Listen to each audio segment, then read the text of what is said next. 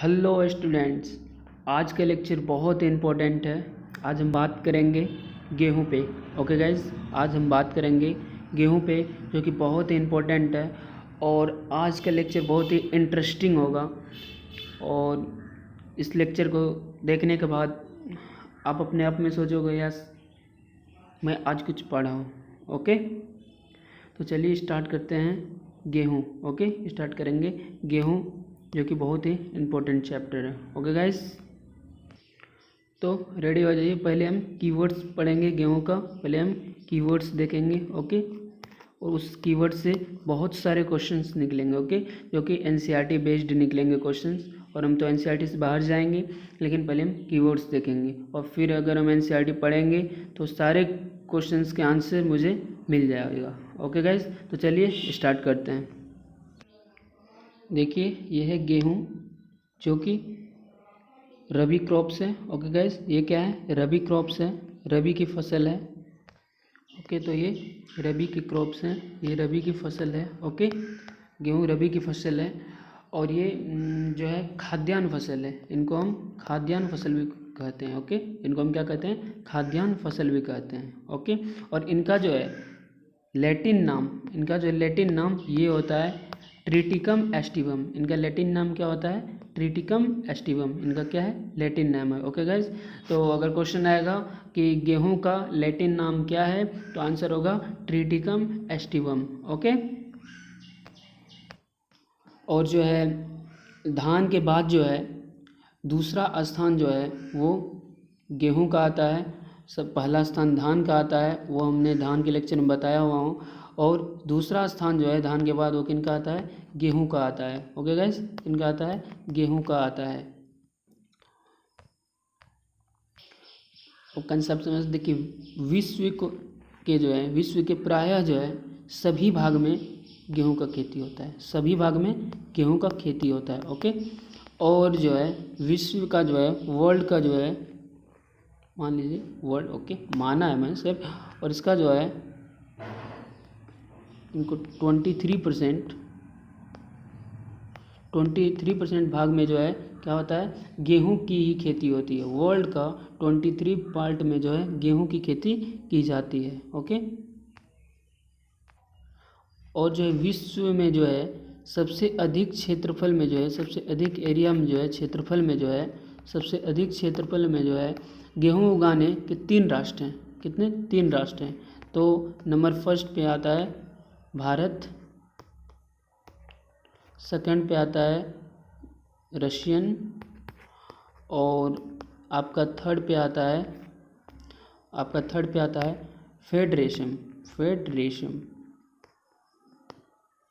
Federation. Okay, ये याद रखना। ये जितना मैं बता रहा हूँ ये बोर्ड एग्ज़ाम्स के लिए और कंपटीशन एग्ज़ाम्स के लिए बहुत ही इम्पोर्टेंट है। ओके गाइज, गेहूं का सबसे ज़्यादा उत्पादन कहाँ होता है?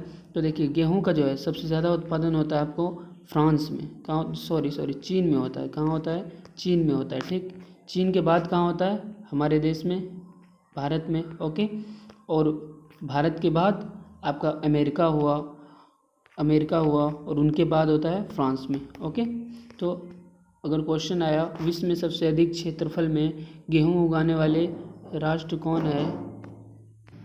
ओके, तो आंसर इनका क्या होगा? चीन होगा। ठीक, ये इनका आंसर होगा। और सेकंड का अपना भारत है। भारत का स्थान दूसरा है गेहूं उत्पादन में। ओके गाइस,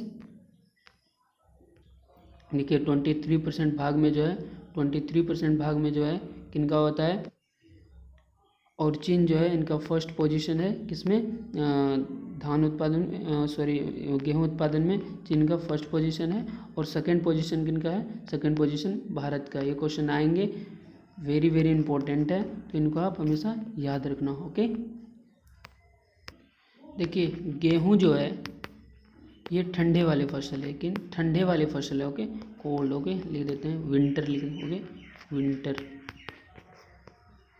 ये ठंडे वाले फसल है। और ये जो है 20 से 22 डिग्री सेल्सियस पे ये अच्छा उत्पादन देता है। और ज़्यादा से ज़्यादा आपका अधिक से अधिक 25 डिग्री सेल्सियस पे।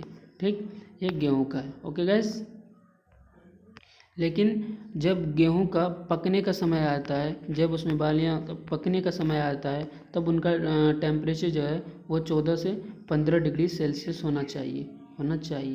क्यों? क्योंकि अगर आपका टेम्परेचर जो है वो अगर बढ़ेगा, ओके, अगर बढ़ेगा तो क्या होगा, फसल जो है जल्दी पक जाएगा, ओके, जल्दी पक जाएगा, जिनसे क्या होगा, उपज जो है वो कम हो जाएगा। उपज क्या होगा, गर्मी के कारण जो है उपज कम हो जाएगा, ओके, उपज कम हो जाएगा, ओके गाइस। तो इसीलिए जो है ठंडे के टेम्परेचर अगर बढ़ेगा तो फसल जल्दी पक तो जाएगा, लेकिन उपज उनका कम हो जाएगा। और गेहूं जो है ये गर्म और नम बोल सकते हैं इसको, गर्म और नम जलवायु के लिए जो है ये उचित नहीं माना जाता है, ठीक। अब बात करते हैं प्रोटीन पे। तो देखिए गेहूं में जो है प्रोटीन की मात्रा कैसे होता है, एक तो इनका होता है, एक नाइसिन होता है, प्रोटीन पाया जाता है गेहूं में जो है नाइसिन, सॉरी लिखने में थोड़ा परेशानी होगी, नाइसिन। और एक पाया जाता है आपका थाइएनिन, आप लिख ले, थाइएनिन। और एक पाया जाता है आपका ग्लूटेन, ये सारे पाया जाता है। इसीलिए जो है आप देखते होंगे, अगर एक बिस्किट का बॉक्स बनता है, ओके, तो उसमें लिखा रहता है कि ये जो है ग्लूटीन इसमें मिला हुआ है, थाइनिन मिला हुआ है, क्योंकि इनसे जो है बिस्किट बनता है, ओके, और भी ब्रेड वगैरह इनसे बनता है, ओके। ये सारे किससे बनते हैं, गेहूं के जो प्रोटीन जो गेहूं पाए जाते हैं, नाइसिन, थाइनिन और ग्लूटीन, इनसे बनते हैं, okay guys. This is very very important, so कभी भूलना नहीं, हमेशा याद रखना, ओके। जितना मैं अभी बता रहा हूँ कीवर्ड्स बहुत ही इम्पोर्टेंट है। और गेहूं का जो है उत्पत्ति स्थान गैस कहाँ है पता है आपको? देखिए गेहूं का जो है उत्पत्ति स्थान वो दक्षिण पश्चिम एशिया है। कहाँ है? दक्षिण पश्चिम एशिया है। आंसर होगा दक्षिण पश्चिम एशिया, दक्षिण पश्चिम एशिया। ये क्या है? यह गेहूं का उत्पत्ति स्थान दक्षिण पश्चिम एशिया है, ओके। गेहूं का उत्पत्ति यहीं से हुआ था। अब आप लोग सोच रहे होंगे ये जारमोक क्या है, प्रश्न उठ रहा होगा, पता है प्रश्न उठ रहा होगा ये जारमोक क्या है। ये वेट में तो पहली बार नाम सुने जारमो का, तो ये वेट नहीं है, ठीक। ये जारमो जो है एक गांव का नाम है, जो कि सबसे पुराना गांव है विश्व का, ठीक। विश्व का सबसे पुराना गांव है, जो कहाँ पड़ता है? ये पड़ता है आपको इराक में। कहाँ पड़ता है ये पड़ता है आपको इराक में, ओके। ये इराक में पड़ता है, ठीक। विश्व का सबसे पुराना गांव है। तो यहाँ जो है जारमोम जो है, यहाँ से जो है गेहूं का खेती का आरंभ हुआ। गेहूं का खेती का आरंभ कहाँ से हुआ? यहाँ से हुआ। जारमो से जो है एक गांव है जहाँ की गेहूं का खेती का आरंभ हुआ, ओके गाइस। तो याद रखना, पूछा जाएगा गेहूं का खेती का आरंभ कहाँ से हुआ, तो आप बोलना इराक का विश्व का सबसे पुराना गांव है जहाँ पे गेहूं का खेती का आरंभ हुआ, ओके। अब आता है सेकेंड वर्ल्ड वॉर। इनसे क्या लेना देना होगा? प्रश्न उठ रहा होगा आपके मन में, जो है प्रश्न उठ रहा होगा, अरे यार इससे क्या बन रहा होगा, प्रश्न तो उठ रहा होगा। तो देखिए सेकेंड वर्ल्ड वॉर जो है मैक्सिको और USA, United state of America, और या तो आप बोल सकते हैं संयुक्त राज्य अमेरिका और मैक्सिको के कुछ जो है सेकेंड वर्ल्ड वॉर के बाद जो है मैक्सिको और यूएसए के कुछ अनुसंधानकर्ताओं ने जापान में कहाँ पे? जापान में नोरिन, ओके, जापान में नोरिन, यस याद आ गया, नोरिन नाम का एक गेहूँ उगाता था। कौन सा? नोरिन नाम का एक गेहूँ उगता हुआ देखा, जिसकी जो है ऊंचाई जो है दूसरे गेहूं की अपेक्षा क्या था? कम थी। जिसकी ऊंचाई क्या थी?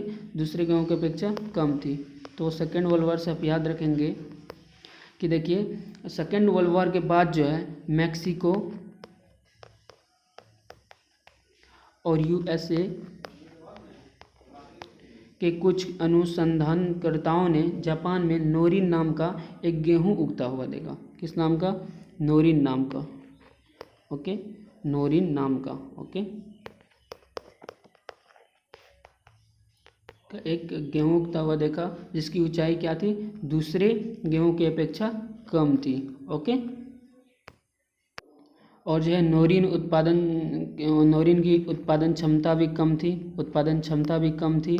और जो है वैज्ञानिक ने उस गेहूं का नमूना लिया। ओके, और उन पे रिसर्च करना स्टार्ट किया। तो अब आता है डॉक्टर वोगल।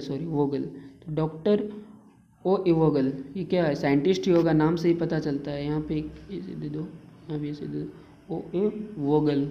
ओके, तो इसकी भूमिका क्या रही होगी? इसकी भूमिका थी, इसने जो है डॉक्टर वोगल ने वाशिंगटन राज्य में, कहाँ पे? वाशिंगटन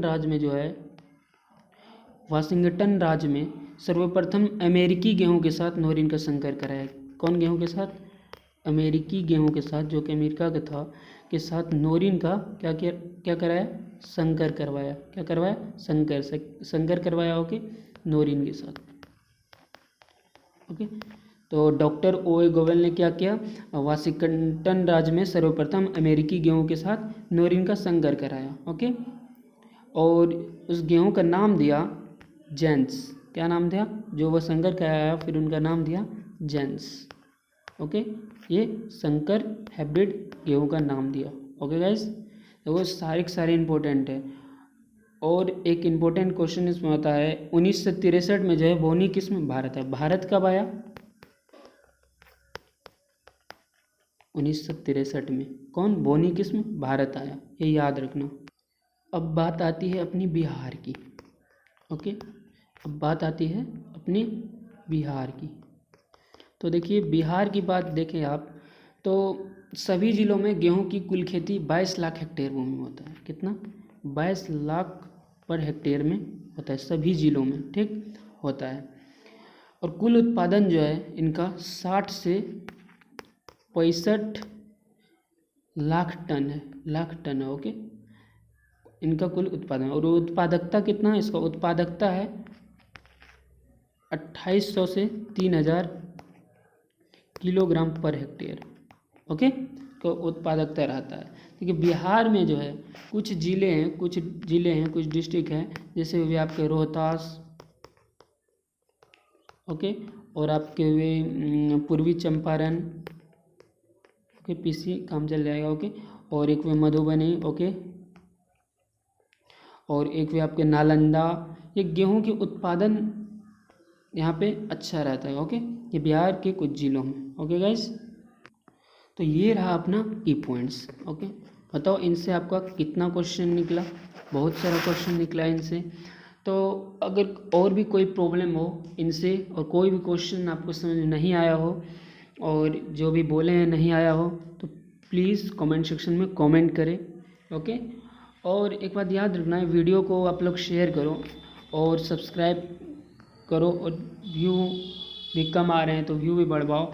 ओके, फिर और भी अगर ये आपको और कुछ एक्स्ट्रा चाहिए तो वो भी बोलो, मैं और कुछ करूँगा। ओके, तो अब मैं एनसीईआरटी पे जा रहा हूँ, क्योंकि एनसीईआरटी भी बहुत इंपॉर्टेंट है हमारे लिए, जो बताया हूँ। तो ये अगर आप अच्छे से सुने होगे तो एनसीईआरटी समझने में प्रॉब्लम नहीं होगी। ओके गाइस, तो चलिए एनसीईआरटी पे चलते हैं। आ गए हम एनसीईआरटी पे, फसलों की खेती, गेहूँ पढ़ेंगे यहाँ पे। ओके गाइस, तो चलिए स्टार्ट करते हैं। एनसीईआरटी गेहूँ इनका इम्पोर्टेंट पार्ट है। ओके, तो लीजिए, वेलकम टू मिशन एग्री, जैसा आप चाहते थे वैसा ही। ओके, तो चलिए बात करते हैं गेहूँ पे। ओके, तो देखिए इनका लैटिन नाम जो है क्या होता है? Triticum aestivum. ये क्वेश्चन अधिक पूछा जाता है। ओके, ट्रिटिकम एस्टिवम इसका लैटिन नाम होता है। ओके गाइज, देखिए गेहूँ बिहार की रबी फसलों में एक महत्वपूर्ण फसल है। गेहूँ कौन सी फसल है? रबी क्रॉप है। ओके, खाद्यान्न फसल में धान के बाद गेहूँ का दूसरा स्थान आता है। ओके, सबसे पहला धान का आता है, उनके बाद गेहूँ का आता है। ओके गाइज, गेहूँ में उपलब्ध प्रोटीन की मात्रा, अब गेहूँ में कौन सी प्रोटीन पाई जाती है? थाइसिन, थायनिन, ग्लूटेन के कारण यह ना सिर्फ एक पौष्टिक आहार है, इनके कारण जो है पौष्टिक आहार होता है, जबकि बिस्कुट जो है, केक, ब्रेड उद्योग के लिए भी बहुत महत्वपूर्ण है।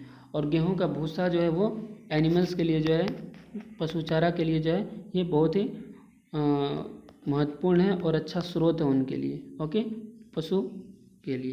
तो चलिए आगे बढ़ते हैं। अब पढ़ेंगे उत्पत्ति एवं विकास, ओके। मैं बता चुका हूँ ये कि गेहूं का उत्पत्ति जो है दक्षिण पश्चिम एशिया में हुआ है, और एक इराक में जारमो नामक गांव था जो कि सबसे पुराना गांव था, तो वहाँ से इनका प्रारंभ हुआ है, तो वही होगा। चलिए देखते हैं। देखिए, प्रागैतिहासिक सभ्यताओं के अवशेष से पता चलता है कि गेहूं का उत्पत्ति स्थल दक्षिण पश्चिम एशिया होगा, ठीक। इराक के जो है जर्मो विश्व का सबसे पुराना गांव, ओके, से मिले हुए कार्बन युक्त दोनों से पता चलता है कि संभवतः गेहूं की खेती या प्रारंभ यहाँ से हुआ है। ऐसा माना जाता है कि भारत में जो आर्यों द्वारा गेहूं लाया गया। कैसे माना जाता है? ऐसा माना जाता है कि भारत में जो आर्यों द्वारा गेहूं लाया गया है और भारत में गेहूं की खेती की जा रही है, ओके। तो ये स्लाइड जो है एनसीईआरटी के हैं, जो कि बहुत ही इम्पोर्टेंट है, ओके गाइस। देखिए, द्वितीय विश्व युद्ध के जो उपरांत मैक्सिको तथा संयुक्त राज्य अमेरिका के जो है कुछ अनुसंधानकर्ताओं जो है वो जापान में नोरी नाम का एक गेहूं उगता देखा है। सारा मैं बता चुका हूँ, ओके, फिर से बता रहा हूँ, ओके। वो कीवर्ड्स के साथ मैंने बताया था, कीवर्ड्स के साथ। अब एनसीईआरटी को फॉलो करते हुए बता रहा हूँ, ठीक। तो नोरिन नाम का एक गेहूँ उगता हुआ देखा, जिसकी ऊंचाई जो है दूसरे गेहूँ की अपेक्षा कम थी, ओके। लेकिन जो है नोरिन की उत्पादन क्षमता कम थी और उसमें जो है कुछ अवगुण भी थे, ठीक। इस गेहूं के कुछ नमूने जो है वैज्ञानिक अपने साथ ले गए, ठीक। और डॉक्टर O.L. वोगल ने वाशिंगटन राज्य में सर्वप्रथम अमेरिकी गेहूं के साथ नोरिन का संकर कराया। कौन से गेहूं के साथ जो है कौन कराया? तो ये देखिए, डॉक्टर, पहले बोला हूँ ये इम्पोर्टेंट, O.L. वोगल ने वाशिंगटन राज्य में सर्वप्रथम अमेरिकी गेहूं के साथ नोरिन का संकर कराया, ओके, नोरिन का संकर कराया। इस प्रकार नोरिन गेहूं जो है वो का बोनापन जो है और दूसरी उत्तम जातियों की उत्पादन क्षमता तथा रोग रोधित को एक नई किस्म में एकत्रित करने का प्रयत्न किया गया। और संयुक्त राज्य अमेरिका में जो है सर्वप्रथम एक बोना गेहूँ जेंस के नाम से किसान दिया गया। उसको जब उनको क्रॉसिंग ओवर किया गया, हाइब्रिड किया गया है अमेरिकी गेहूं के साथ, ठीक, नोरिन को, ओके, तो क्या नाम दिया गया फिर? जेंस। फिर उनका नया नाम जेंस दिया गया, किसानों को दिया गया, ओके। ये सारा मैं बता चुका हूँ, जो कि बहुत इम्पोर्टेंट है। देखिए, साथ ही मैक्सिको में भी नोबेल पुरस्कार विजेता नॉर्मन ऑर्नेस्ट बोरलॉग के नेतृत्व में जो है नोरिन गेहूं के बोनेपन का वसंतकालीन गेहूं में समावेश किया गया। क्या? देखिए, एक साइंटिस्ट था नॉर्मन ऑर्नेस्ट बोरलॉग, उसके नेतृत्व में क्या हुआ, नोरिन गेहूं जो था उसका बोनेपन जो है वो वसंतकालीन गेहूं में जो है उसका समावेशन किया गया था, ओके। और भारत में जो है समय की बचत के लिए जो है कृषि वैज्ञानिक ने अमेरिका का रॉकफेलर फाउंडेशन से कुछ बोनी किस्म का बीज देने के लिए आग्रह किया गया, ओके। किनसे किया गया? रॉकफेलर फाउंडेशन के कुछ बोनी किस्मों बीज देने के लिए, ओके।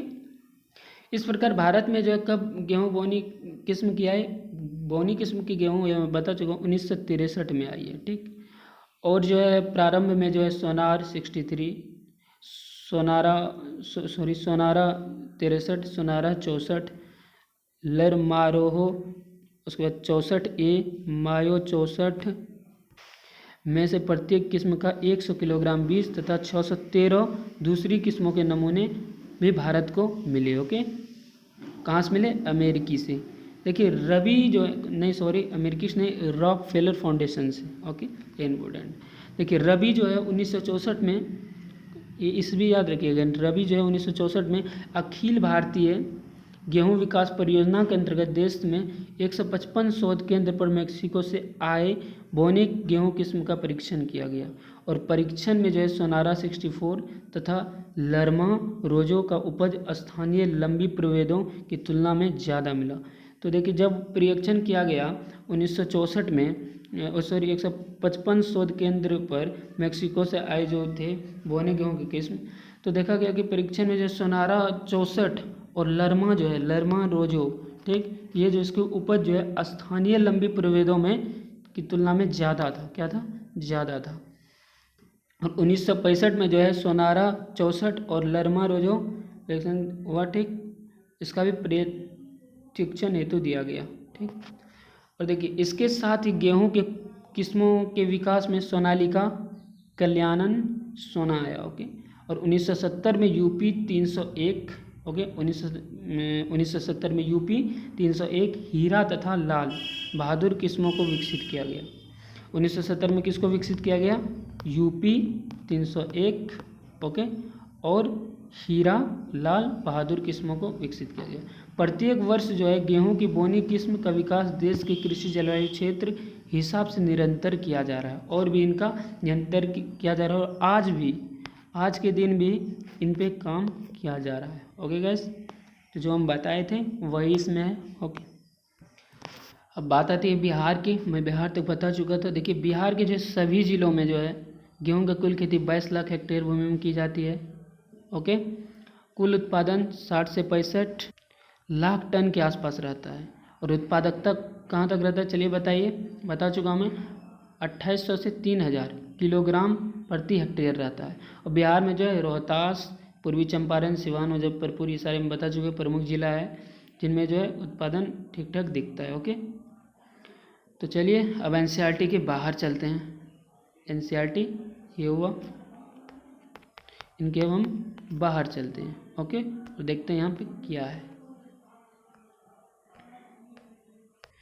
देखिए एनसीईआरटी से बाहर आ गए हैं। गेहूं की खेती जो विश्व के प्राय हर भाग में होती है। ओके, विश्व के जो है सारे भाग में जो है गेहूं की खेती होती है। उसकी 23% भूमि पर गेहूं की खेती की जाती है और गेहूं जो है विश्वव्यापी महत्व की फसल है। मुख्य रूप से जो एशिया में धान की खेती की जाती है। कहाँ पे मुख्य रूप से कहाँ की जाती है? एशिया, दक्षिण जो एशिया वहाँ पे मैं बताया हुआ था दक्षिण। और यहाँ पे जो एशिया में सबसे अधिक गेहूँ का खेती किया जाता है। तो भी विश्व के सभी प्रायद्वीपों में गेहूँ उगाया जाता है। विश्व के सभी प्रायद्वीपों में जो है गेहूँ उगाया जाता है। ओके, उगाने वाले प्रमुख 3 राष्ट्र हैं। एक है भारत, रशियन फेडरेशन और एक है संयुक्त राज्य अमेरिका। ओके, गेहूँ उत्पादन में चीन के बाद जो है भारत का तथा अमेरिका का क्रम आता है। यहाँ पे दिया हुआ है लेकिन सबसे पहले भारत आता है, उनके बाद सबसे पहले चीन आता है, उनके बाद भारत आता है, उनके बाद अमेरिका आता है। ओके, ठीक। अब इनका जलवायु देखते हैं हम। देखिए गेहूँ जो है मुख्यतः एक ठंडी एवं शुष्क जलवायु वाली फसल है। अतः फसल को बोने के समय 20 से 22 डिग्री सेल्सियस रहना चाहिए। बढ़वार के समय इष्टतम तापमान 25 डिग्री सेल्सियस और पकने के समय 14 से 15 डिग्री सेल्सियस तापक्रम रहना चाहिए। और तापमान अधिक होने पर जो है फसल जल्दी पक तो जाती है मगर उपज जो है वो घट जाता है और पाले से फसल का बहुत नुकसान होता है। बाली लगने के समय पाला पड़ने पर बीज अंकुरण शक्ति खो देता है और उसका विकास रुक जाता है। इसकी खेती के लिए 60 से 100 सेंटीमीटर वार्षिक वर्षा वाले क्षेत्र का होता है। 60 से 100 कहीं पे दिया होगा लेकिन 150 से 300 के तो होगा 60 से 100। ओके गाइस,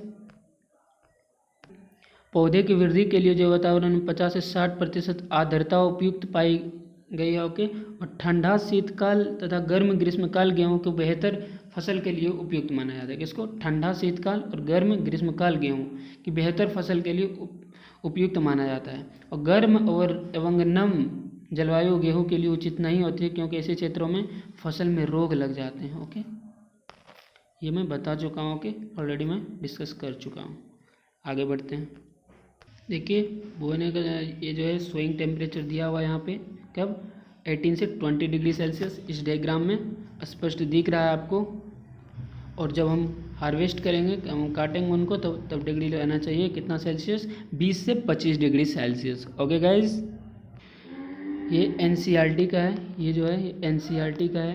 इनका आप स्क्रीनशॉट लेंगे और इनको आप दिमाग में रखेंगे। ठीक, देखिए 2011-12 में जो है क्षेत्रफल लाख में 21.42 हुआ था जिनका उत्पादन हुआ था 65.31 लाख टन। ओके, और उत्पादकता 3049 किलो हेक्टेयर हुआ था।